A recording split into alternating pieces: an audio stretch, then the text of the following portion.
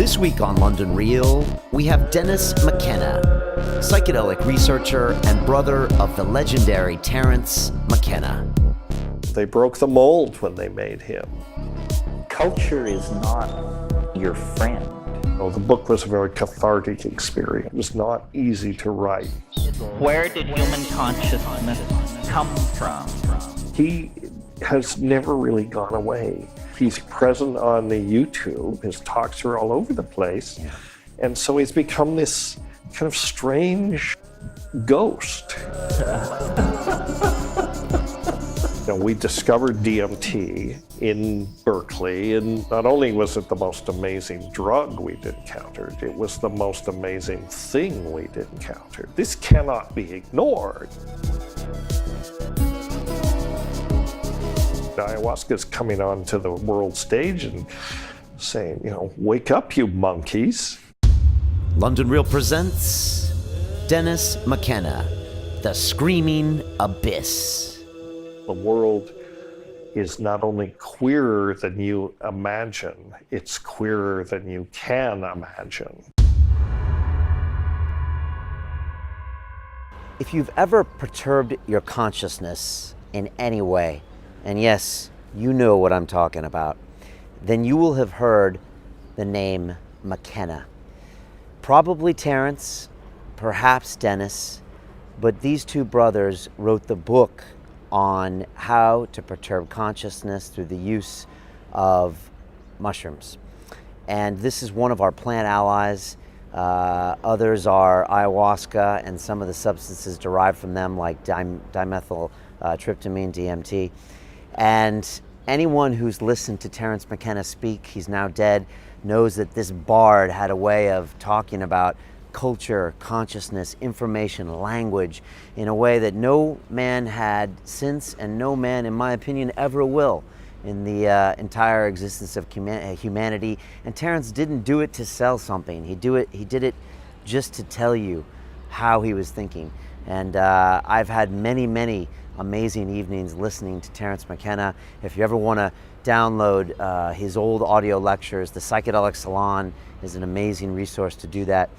But him and Dennis were part of the Brotherhood of the Screaming Abyss, which was a group of students from Berkeley who went down to Colombia in search of DMT a long time ago, and they came back with mushrooms, and they ended up writing a book about how to grow them, and are probably responsible for the widespread use of them, and probably responsible for you using them if you ever have in your life, because without these brothers really rediscovering them down in the Amazon, we might not have had access to them. So there's that, and then there's all the things that came since. Terence was a visionary. Dennis was a researcher. They both had kind of a dichotomy as far as roles, but they also were brothers, and brothers hate each other. They love each other. They fight. They make up, and these two were very close. And I went really deep with Dennis, and we spoke so intimately about his relationship with Terence, Terence's time wave theory, what he disagreed about it, Terence's brain tumor and how he died, how Terence actually stopped taking psychedelics before he died, and so many of the other issues and things they talked to each other about. And it was very special for me to sit down and have this time and pay homage to two brothers that have influenced me so much. When I go and have my time with Mother Ayahuasca, one of our plant allies in plant medicines, I always listen to Terence McKenna audio lectures in the wee hours of the morning, and they're just so profound, and they tell me so much about the experience I've just had that this was an episode I couldn't afford not to present to you and to the world. It was just an essential. So myself and the whole team at London Real, so proud to present to you Dennis McKenna and his story of growing up and working with and having the adventures with Terence McKenna. And so sit back, relax, and enjoy. If you don't know much about these two, then please do your research and find out. And if you do, then you'll be smiling the whole way. So now I leave you with Mr. Dennis McKenna.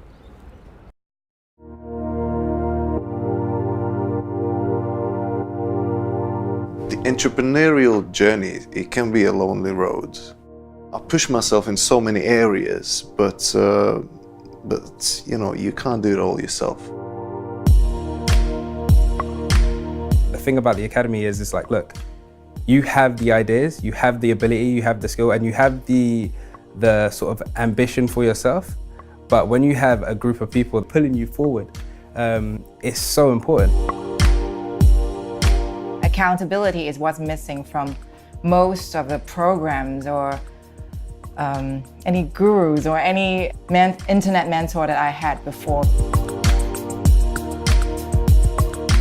I wanted to get some accountability. I wanted to make myself accountable to a group, to you.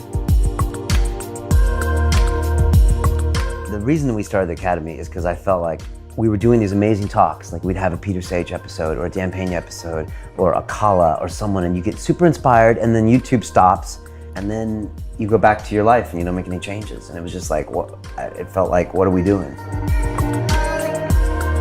If you're designing your life right, the good times are now.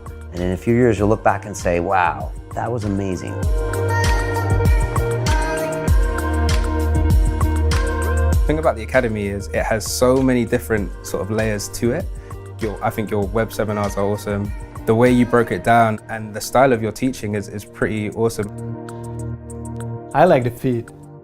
When I have to motivate myself, I kind of look at others struggling and getting over those struggles. So I actually follow daily the feed. Best feature would be the sort of Facebook aspect of it, the social media aspect of it, as in creating a profile with your goals, your dreams.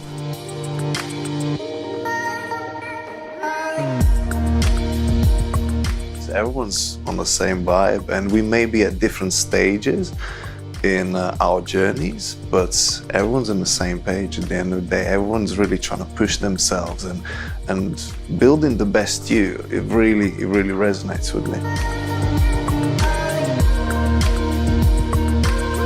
And the fact that I'm committing a small amount of money and the fact that I'm actually trying to interact with those people means that I'm invested and means that I will keep it for the long run.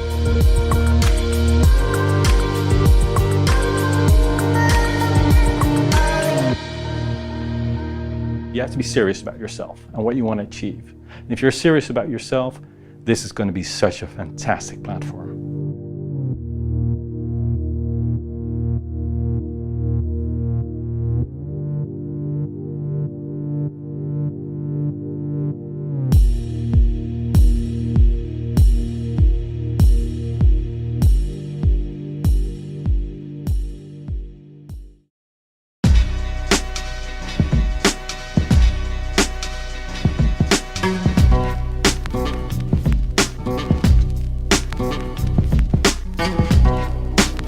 London Real, sponsored by Bulletproof.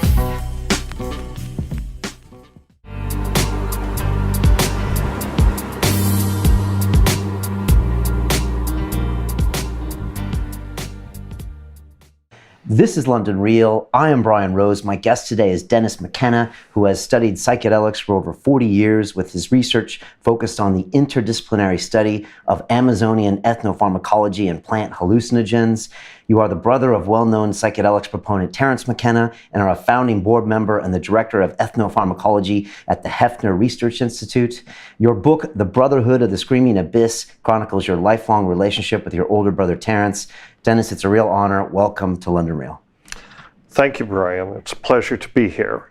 You know, the picture of the two of you on your book, of these two boys with these 50s haircuts, it just, I had to ask you about that. You know, you can see a picture of it there, and I'm Yes. sure you chose that one.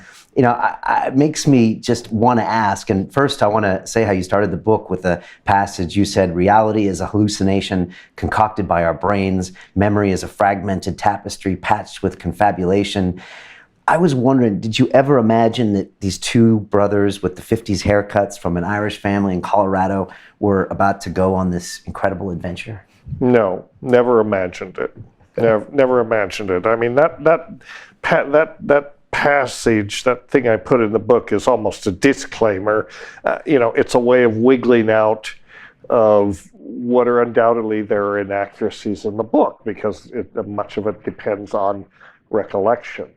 And as I was writing the book, I was appalled at some points in at the gaps in memory. But you remember what's important, what you feel is important. Whether you remember it accurately is another matter. But to the degree I could, I made it accurate. But that was my excuse to say, well, not everything in here is going to be absolutely correct. But to the extent that I could, I made it accurate. And I'm Irish, right? And so, as my brother was, and you are as well. So, so we Irishmen understand. Don't let facts stand in the way of a good story, right? The gift of the gab. Yeah. But to a certain degree, I tried to make my book accurate within my recollection. I found that I was regretting not keeping better notes at certain junctures of life, but at other junctures, I did keep good notes, and so that helped. But yeah, so... Was this a book you always knew you were going to write at some point, or was this something that you just kind of woke up one day and just decided it was about time to do it? More like that. I didn't really think I was going to write this personal memoir, but it seemed that after Terence died, it was very difficult for me when he died. I grieved very much and still do for him. We were so close, and it seemed like such a loss, and it was almost as though a deep part of me was just ripped out of me. So I was wounded, and it took me, that long to come to the conclusion that, well, as Terence was famous for being a good storyteller, I feel like I had a side to the story. I had an aspect of our shared experiences that I wanted to share with the world. And so it was a confluence of this desire to do that and the opportunity, but it was 10 years after Terence died that I really came to that conclusion. And at the time, I thought, well, I have to get an agent, and I have to find somebody that's interested in this story and so on. And I don't really know if I can do that. But I talked to Dan Levy, who was Terence's agent at the time, and I knew Dan pretty well. And I asked him, and he said, well, there's this new thing going, and this was 2011, maybe 2010, I guess it was, end of 2010. This new thing called Kickstarter is going, and people are funding their own projects through this Kickstarter. And I said, well, gee, that sounds good. I'll look into that. And I did. And I decided to go for it, and do a Kickstarter campaign, because I figured that if anybody had an existing fan base that might support this kind of thing, certainly it would be Terence. And there's a community out there that really loves Terence, as I discovered. So I decided to put a Kickstarter campaign out there. And as it turned out, it was a right judgment, because I raised more money for a book than had ever been raised on Kickstarter before. So I raised $90,000, which, nobody was more amazed than I was. That gave me the resources to take time off and write the book, pay for its publishing, pay for some degree its advertisement. So I did it, and it's turned out to be, it was a good idea. It's turned out to be a mixed bag in some ways, because when you publish your own book, you don't have a publishing company behind you. You don't even have, I am the promoter, I'm the warehouse foreman, I do the shipping, I do it all, although I have a lot of it on Amazon. But all in all, I do not regret writing the book at all. It's opened a lot of doors for me, and I've been many interesting places as a result of having written it, I think, and it's been also personally very good. It's been a chance for me to really, in some ways, integrate and some of that grieving and some of what I had been feeling. The book was a very cathartic experience for me. It was not easy to write some passages of it. I have no regrets. I'm glad I wrote it. I read a blog that you wrote when you were at your kitchen table when you got your funding, and you were like, "Uh-oh, now I have to write this thing." Yeah, right. And that was the first reaction. Oh man, what have I done? Now I'm in deep trouble. I have to do it. But I got over that and managed to, over the 18 months or so it took to write it, I managed to get a good workflow going and finally settled down into it and, and wrote it. And it's been well received, in most quarters. And of course, after you finish and after it's actually in print, then I think every author thinks of different passages, different ways it could have been better, and only the author knows all the flaws in the book, of which there are many. But why, and not inaccuracies as such, just things I either left out that I meant to put in, or, but that's okay. I mean, may not be the only book I ever write. Hopefully it won't, right. But it's beautifully written. It is what it is. It is.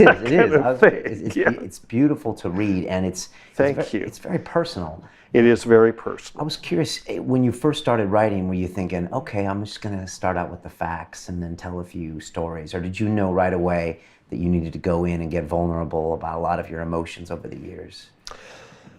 I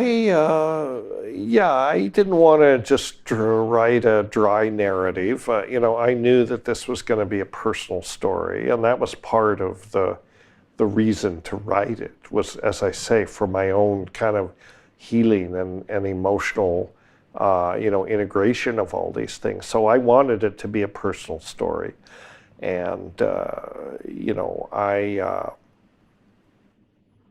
sort of based on the feedback from the Kickstarter audience. Of course, many other people besides them have now bought it, but based on that, I felt that I'm not writing to a hostile audience. I'm writing to an audience that really cares about the Terry and Denny story, if you will, and understands, and they're not looking for, to pick it apart. And people haven't, and there's been plenty of opportunity to. Most of the response that I'm aware of has been really supportive, and as you say, congratulations and good for you for writing an honest tale. So I did. So I feel like it accomplished what I wanted it to. And I was wondering, were you close with Terrence when he died in 2000, or had you kind of? I know you kind of gone your separate ways, kind of when you came back from Chorrera, and one kind of the Bard way, one the research way, and I want to hear more about that. But in 2000, were you close at that time? Oh yes, we were close when he died. I mean, when he died, or when he got sick, we were never that far apart. We went our separate ways, but it wasn't really separate. We had lots of interaction, and we remained close for most of our life. But we'd gone through a period where we were somewhat at loggerheads about certain issues, and I think the last decade of Terrence's life was very difficult for him. I think he was conflicted in lots of ways about many things. His divorce and his career and, his investment in the time wave theory, which he was beginning to seriously doubt. And, he was suffering in some ways. And looking back on it, I'm actually kind of ashamed that I wasn't more supportive of him in some ways. I was maybe, honestly, I was maybe part of what was bugging him at the time, and I should have been more supportive during that period.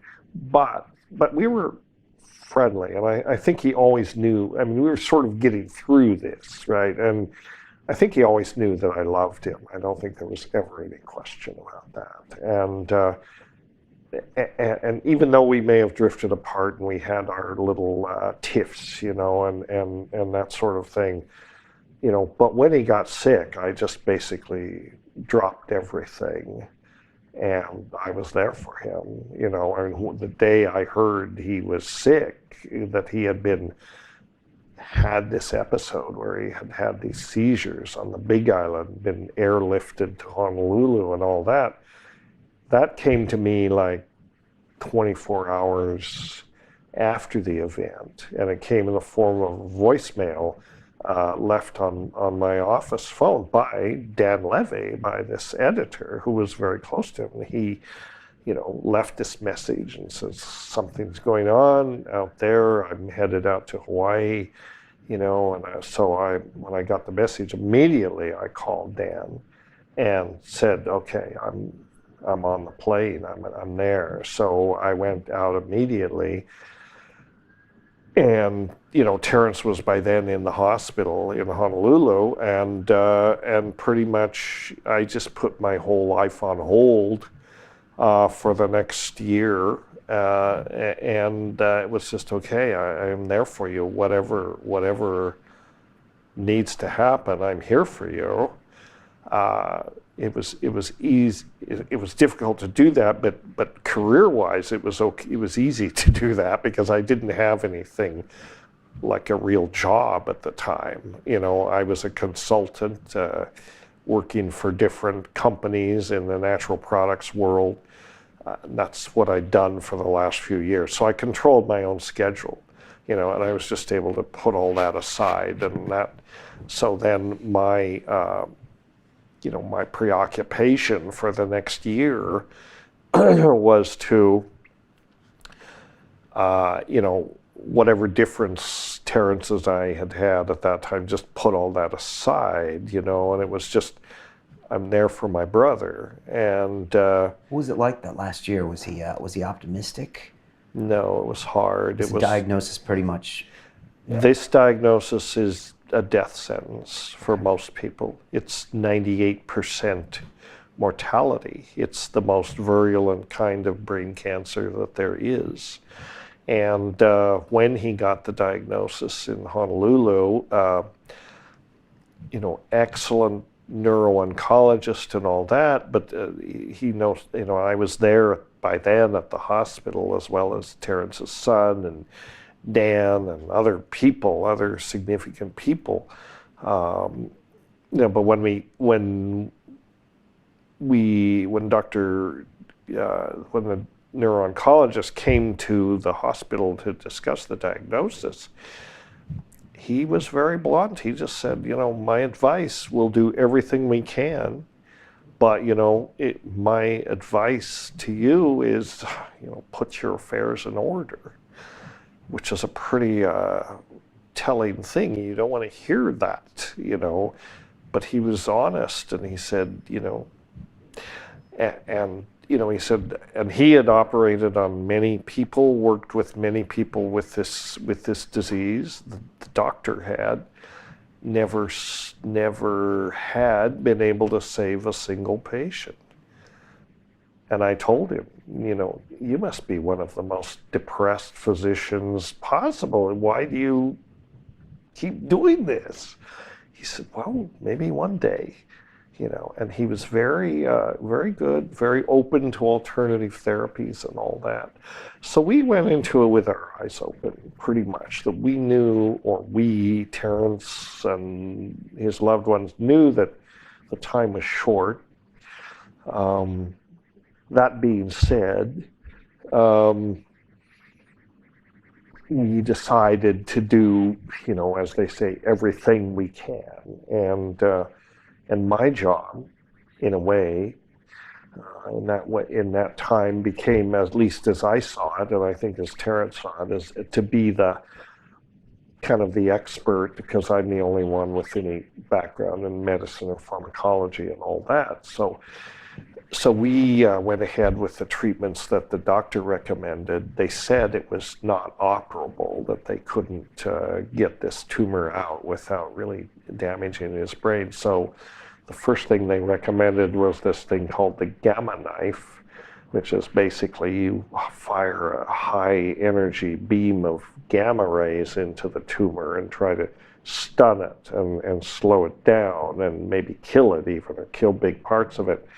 And that's good. That's the first thing you do. It's non-invasive, but it's a pretty radical treatment. So they did that, and then they followed up with radiation treatments with standard, and they did that, and it slowed it down for a while. But then, as time went on, it began to come back again, and that's pretty much what they said it would do. They checked him out, and they said, not only is it not working, it appears to be spreading now into his spinal cord and all that, which was a very unexpected result, because these central nervous system tumors, they rarely spread. This one was actually spreading. So at that point, it was like, that was the point at which the doctor said, there's nothing we can do. Okay.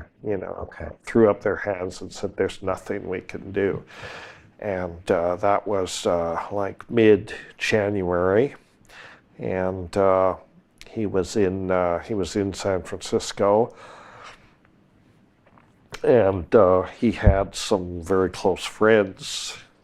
This is where your real friends really step up to the plate, who said they would basically make their home in San Rafael available to him as a hospice site, and he went, and there he was until he died. And we tried all sorts of alternative therapy at that point. I mean, and had been all through, without really putting much faith that it would work.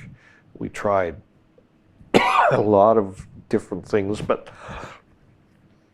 the upshot was that none of it worked. He was really in a state of rapid decline, and he died on the 3rd of April.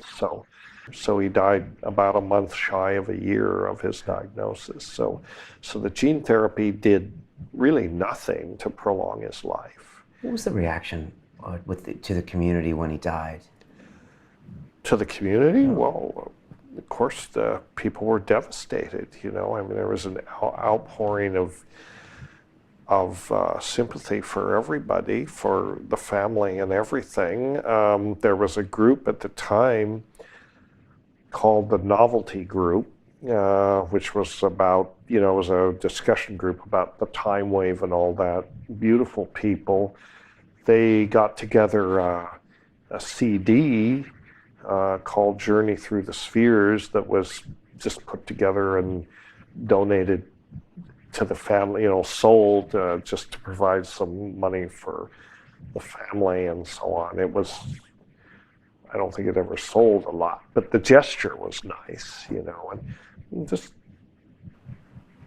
what do you do in this situation? Yeah. It's just horrible. It's just, there's nothing good to be said about it. But I certainly, throughout all this whole process, I really was very moved by how many folk, people feel a personal involvement, I think, in our story and our adventure and so on. So when the chips are down, these people were there, and I really appreciate that, and I still do. And and that continues in some ways. That's why 10 years later, I can put up a Kickstarter, and that fan base is still out there. Is Terrence more famous now than he was in 2000? He may be. It's interesting what's happened to him, which is that he has never really gone away. He's present on the YouTube and the internet, mostly YouTube. His talks are all over the place. Yeah. And so he's become this kind of strange ghost, that haunts the internet. And his thoughts and ideas are out there. And interestingly, they're as timely as they as ever, as they were in the early 90s and mid 90s when he was articulating all this stuff. I have so many students. I teach at the University of Minnesota, so I interact with a lot of young people, 20-somethings. And they so often tell me, your brother was such an influence in my life. Everything I've learned from him. And it just surprises me because these people were in diapers when Terence was at the height of his career. They weren't even born yet.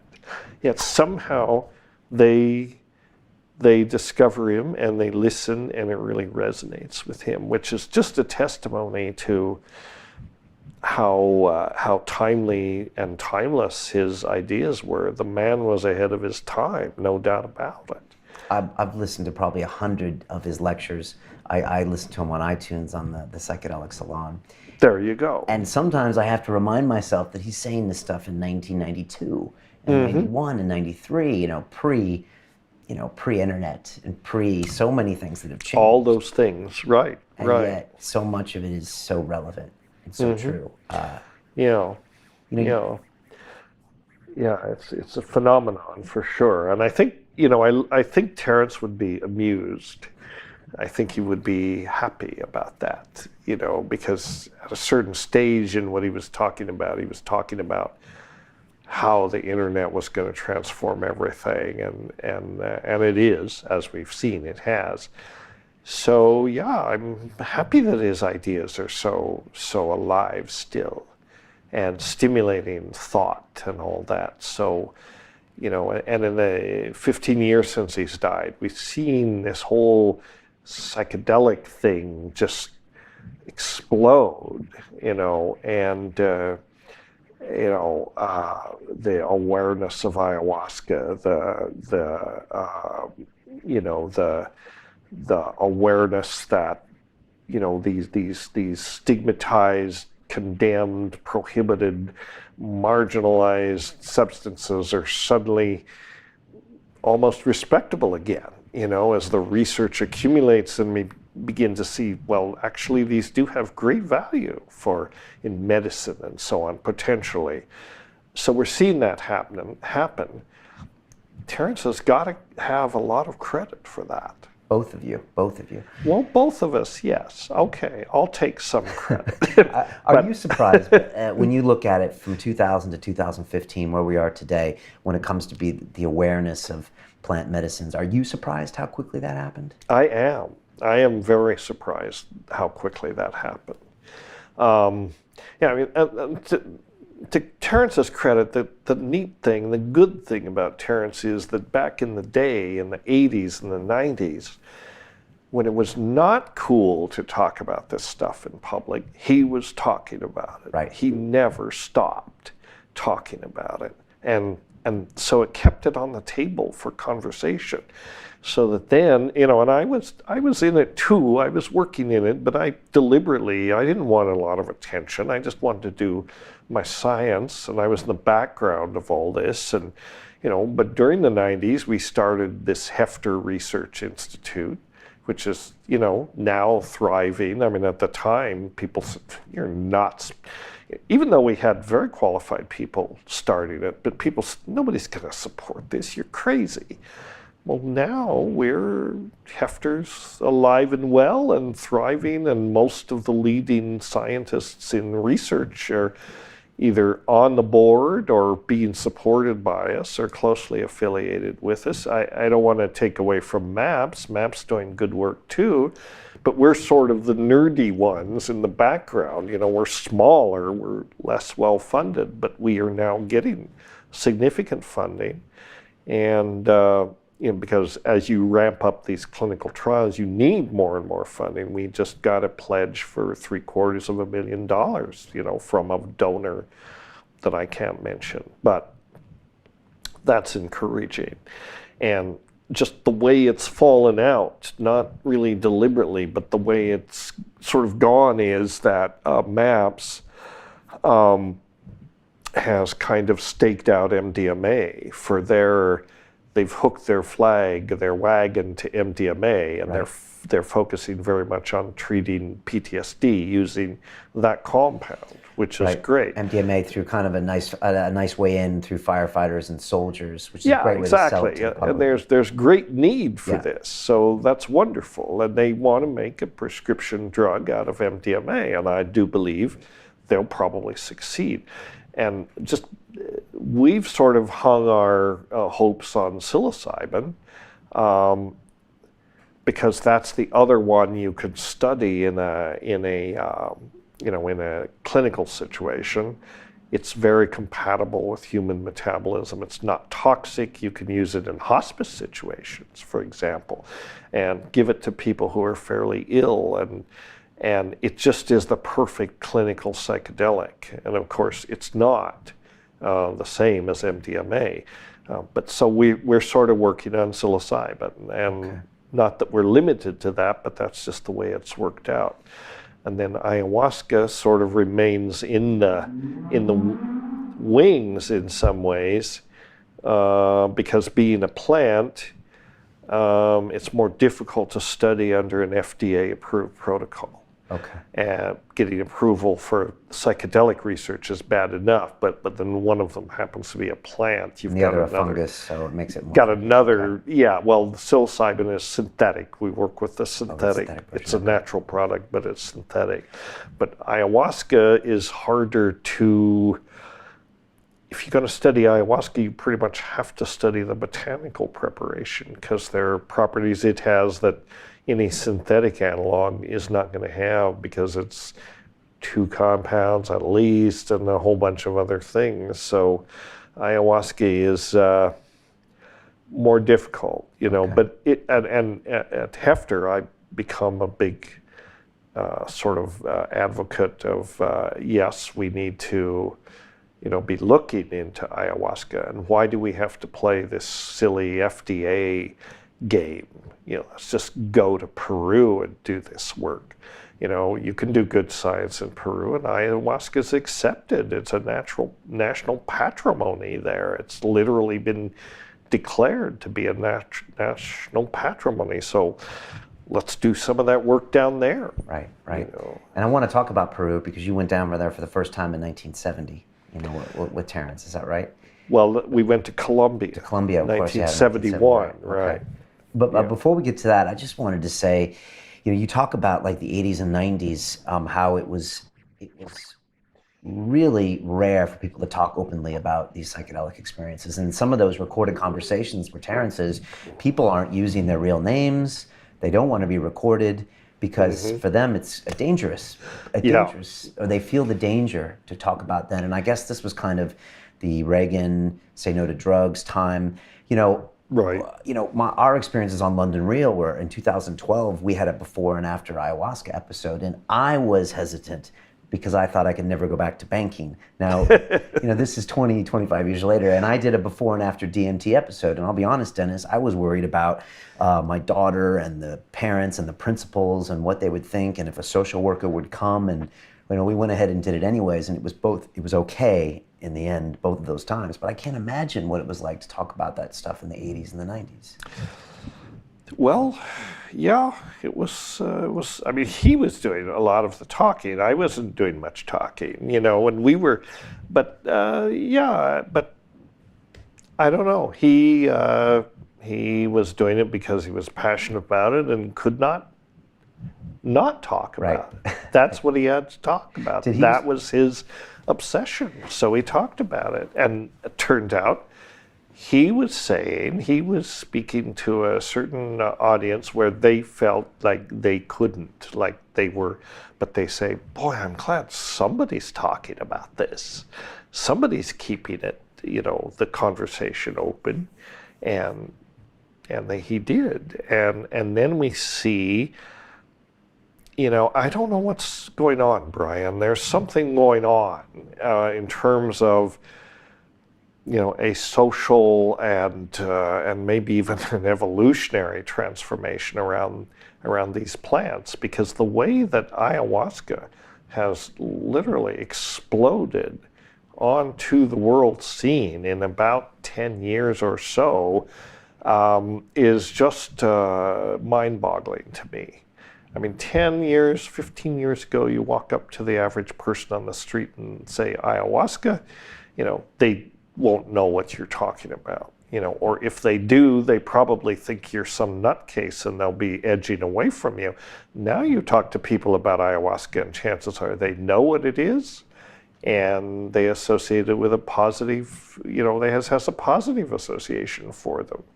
And, I don't know. I mean, I verge on sounding like a bit of a fanatic. I guess I am, but I think that ayahuasca, like many of these psychedelics, indigenous people regard them as teachers. It's all about the plant teachers. And I think that ayahuasca has been marginalized in the rainforest for years, and the indigenous people sort of have been the stewards of that.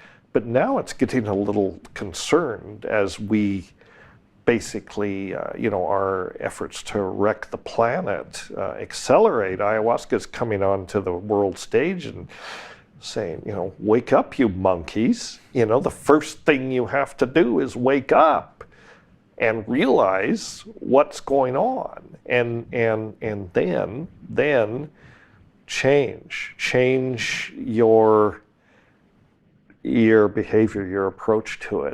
And I think the main lesson of ayahuasca, and I would say for myself even more than Terence, ayahuasca has become my own personal teacher as well as my professional preoccupation.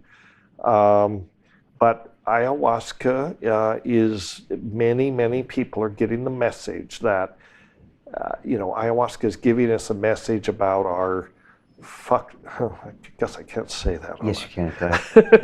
On a podcast, our screwed up relationship with nature, and what we have to understand is, number one, that we're not separate from nature, which has been a misperception that's plagued Western society since at least the inception of Judeo-Christianity. And in fact, I think Judeo-Christianity is largely to blame for that.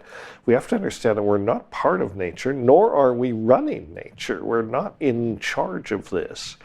The plants, if anything, are running nature, and they do, if you look at the dynamics of the biosphere.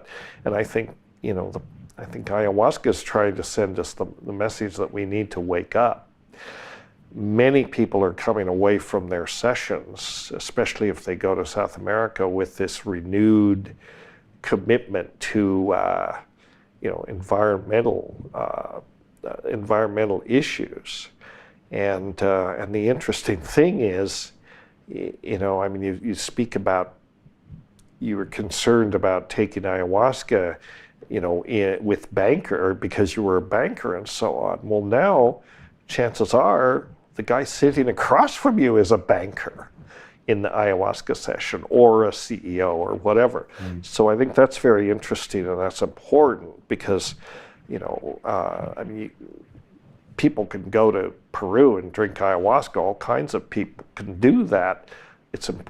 But what needs to happen is that influential people can have these experiences, because they're the ones that can implement real change.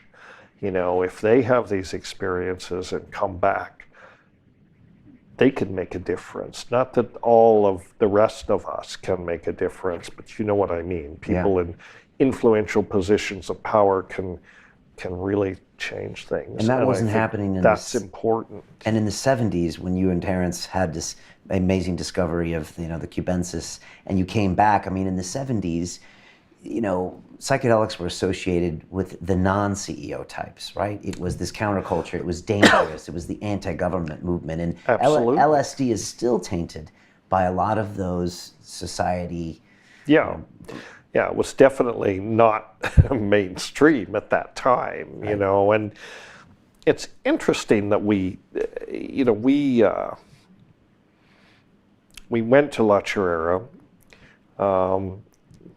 really with no idea what we were doing. What were two boys doing in 1970 going down to Colombia? This wasn't exactly a tourism destination. It was not a tourism destination. We did not know what the fuck we were doing. we were all we knew was you were 20, that right? I was 20, Terrence was 24. All we knew was that we discovered DMT in Berkeley, in the Haight, in the Bay Area at that time. There was very little of DMT around. Okay.